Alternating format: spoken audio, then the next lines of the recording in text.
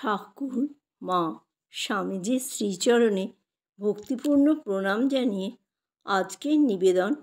ঠাকুর বলেছেন, বেশি ঐশ্বর্য হলে ঈশ্বরকে ভুল হয়ে যায়। জমি, টাকা আর স্ত্রী, এই তিনটি জিনিসের উপর মন রাখতে গেলে ভগবানের উপর মনের যোগ হয় না। কামনী কাঞ্চনে আসক্তি থাকলেই বিদ্যার অহংকার, টাকার অহংকার, উচ্চ পদের অহংকার এইসব হয়। ঐশ্বর্যের স্বভাবই ওই।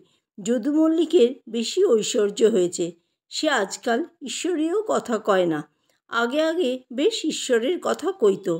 টাকা হলেই মানুষ আর এক রকম হয়ে যায়, সে মানুষ থাকে না। এখানে একজন ব্রাহ্মণ আসা যাওয়া করত। সে বাহিরে বেশ বিনয়ী ছিল। কিছুদিন পরে আমরা কোন্নগরে গেছিলুম। হৃদে সঙ্গে ছিল। নৌকা থেকে যেই নামছি দেখি সেই ব্রাহ্মণ গঙ্গার ধারে বসে আছে, বোধহয় হাওয়া খাচ্ছিল। আমাদের দেখে বলছে, কি ঠাকুর? বলি, আছো কেমন? তার কথার স্বর শুনে আমি হৃদেকে বললুম, ওরে হৃদে, এ লোকটার টাকা হয়েছে, তাই এই রকম কথা। হৃদে হাসতে লাগলো। টাকার জন্য লোকে কি না করতে পারে। ব্রাহ্মণকে, সাধুকে মোট বহাতে পারে। পূর্বজন্মে যারা দান টান করে তাদেরই ধন হয়। যার টাকা আছে তার দেওয়া উচিত। জয়গোপাল সেনের টাকা আছে, তার দান করা উচিত।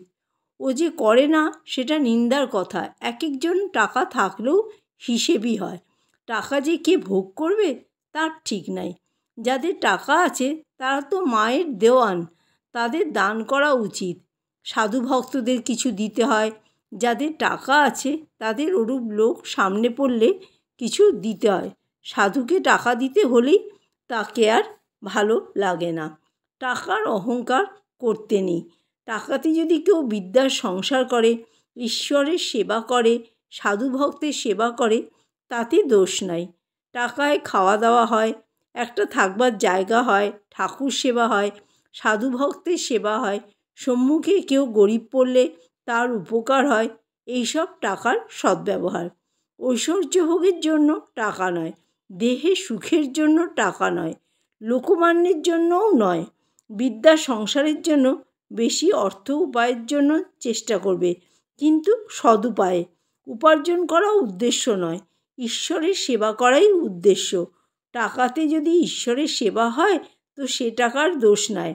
টাকা থাকলে অর্ধ জীবন মুক্ত, যদি মন ঈশ্বরেতে থাকে।